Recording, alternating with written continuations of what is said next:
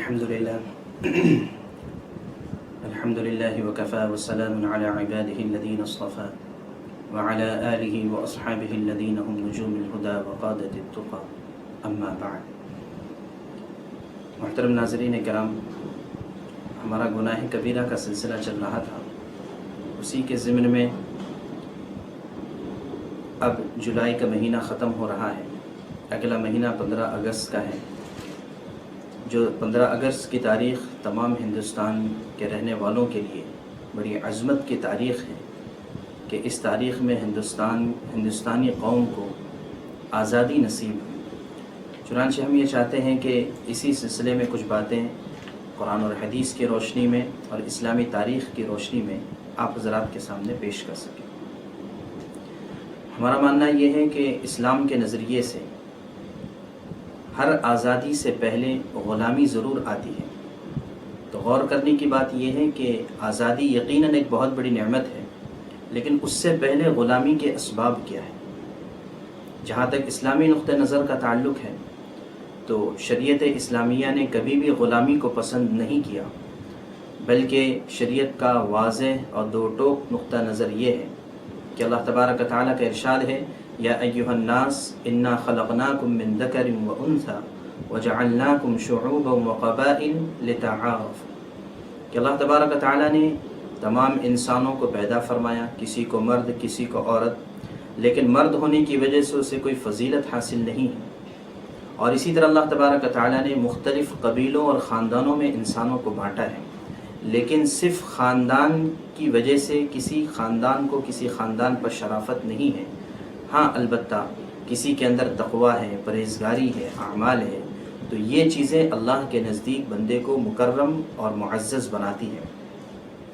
تو لہٰذا اسلام کے نظر میں انسان کو سب سے پہلا حق جو ملتا ہے وہ جینے کا حق ملتا ہے، اور اس کے ساتھ ساتھ آزاد رہنے کا حق ملتا ہے. اسی وجہ سے حضرت عمر رضی اللہ تعالیٰ عنہ کا مشہور جملہ ہے، مصر کے گورنر حضرت عمرو بن عاص رضی اللہ تعالیٰ عنہ سے فرمایا تھا، متى استعبدتم الناس وقد ولدتهم امہاتهم احرارا، تم نے کب سے لوگوں کو غلام بنانا شروع کر دیا ہے جبکہ ان کی ماؤں نے ان کو آزاد پیدا کیا تھا. تو لہٰذا آزادی ہر انسان کا ایک بنیادی حق ہے جس کو اسلام تسلیم کرتا ہے. بلکہ اگر تاریخی اعتبار سے دیکھا جائے تو اسلام کے آنے سے پہلے ہر فاتح قوم کا یہ نظریہ ہوتا تھا کہ وہ مغلوب قوموں کو، جن قوموں پر اللہ تعالیٰ نے ان کو فتح عطا فرمائی ہے، ان لوگوں کو غلام بنایا کرتے تھے، ان کے عورتوں کو باندی بنایا کرتے اور مردوں کو غلام. لیکن اسلام نے آ کر اس طریقے کو ختم کیا اور غلاموں کے آزاد کرانے کی ترغیب دی.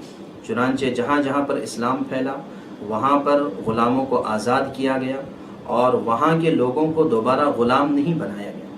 ایک تو غلاموں کو آزاد کیا گیا، اس کی ایک بڑی تاریخ ہے. اتنی آزادی غلاموں کو دی گئی کہ باقاعدہ کئی زمانے تک اسلامی مملکتوں میں غلاموں کی حکومتیں رہیں، اور جن جن جگہوں پر مسلمانوں نے اسلام پہنچایا وہاں پر جانے کے بعد بھی ان لوگوں کو غلام نہیں بنایا. یا تو ان کے سامنے اسلام کو پیش کیا، اگر انہوں نے خوش دلی سے اسلام کو قبول کیا تو بہت اچھی بات، اور اگر نہیں قبول کیا تو آخری درجے میں ان سے یہ کہا کہ ہم تمہارے جان اور مال کی حفاظت کا وعدہ کرتے ہیں، اس کے بدلے میں تم ہمیں ٹیکس ادا کریں گے جس کو جزیہ کہا جاتا ہے.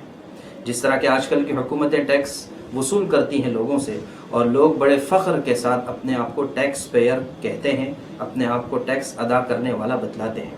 تو لہٰذا اسلامی حکومتوں کا ٹیکس یا جزیہ وصول کرنا غلام بنانے کے لیے نہیں تھا، بلکہ ان کے جان اور مال کی حفاظت کے لیے تھا. بہرحال لیکن غلامی آتی کیوں ہے؟ اگر اسلامی نقطہ نظر سے دیکھتے ہیں تو اللہ کے نبی صلی اللہ علیہ وسلم کا ارشاد ہے، جس کو مسند احمد میں ذکر کیا گیا ہے کہ ان اللہ لا يعذب العامة بعمل الخاص، کہ اللہ تبارک و تعالی خاص لوگوں کے عمل کی وجہ سے، کچھ لوگوں کے گناہوں کی وجہ سے عام لوگوں پر عذاب میں مبتلا نہیں کرتے. اس لیے کہ غلامی بھی ایک طرح کی عذاب ہے. حتی یروا المنکر بین ظہرانیہم وہم قادرون علی ان ینکروہ فلا ینکروہ. ہاں جب ماحول اس طرح سے ہو جاتا ہے کہ برائیاں اتنی عام ہو جاتی ہیں کہ لوگ اس کو روکنے پر قادر ہونے کے باوجود نہیں روکتے ہیں، فَإِذَا فَعَلُوا ذَلِكَ، جب لوگ ایسا کرنے لگ جاتے ہیں تو عَذَّبَ اللَّهُ الْخَاصَّةَ وَالْعَامَّةَ، تو پھر اللہ تبارک تعالیٰ عوام اور خواص دونوں کو عذاب میں مبتلا فرماتے ہیں، جس کی ایک شکل غلامی بھی ہے۔ چنانچہ اس سلسلے میں اور بھی ہمیں بہت سے شواہد ملتے ہیں۔ اس کی ایک مثال ہم یہ بھی دے سکتے ہیں کہ غلامی جو ہے یہ اللہ کی طرف سے عذاب ہوتی ہے، اور غلامی کے بعد تو خلاصہ یہ نکلا کہ غلامی یہ انسانوں کے اعمال کی وجہ سے آتی ہے، اور انسانوں کے اعمال اور کردار جب قوموں کے اعمال اور کردار جب پختہ ہوتے ہیں اور بلند ہوتے ہیں تو پھر اللہ تبارک تعالیٰ انہی قوموں کو، زوال پذیر قوموں کو اللہ تبارک تعالیٰ اوج ثریا تک پہنچاتے ہیں۔ اور قرآن کریم میں اللہ تبارک تعالیٰ کا ارشاد ہے وعد اللہ الذین آمنوا منکم وعملوا الصالحات لیستخلفنہم فی الارض، کہ جو ایمان والے ہیں اور اعمال صالحہ والے ہیں، اللہ تبارک تعالیٰ کا وعدہ ہے اللہ ان کو ضرور بالضرور زمین میں خلافت عطا فرماتے ہیں۔ تو پتہ یہ چلا کہ غلامی اور آزادی کا تعلق یہ انسانی اور قوموں کے اعمال اور ان کے کردار سے ہے۔ تو لہٰذا سب سے پہلی بات یہ ہے کہ اگر ہم آزادی کی خوشیاں منانا چاہتے ہیں تو اس سے پہلے غلامی کے اسباب پر بھی ہم غور کریں۔ وآخر دعوانا الحمد للہ رب العالمین۔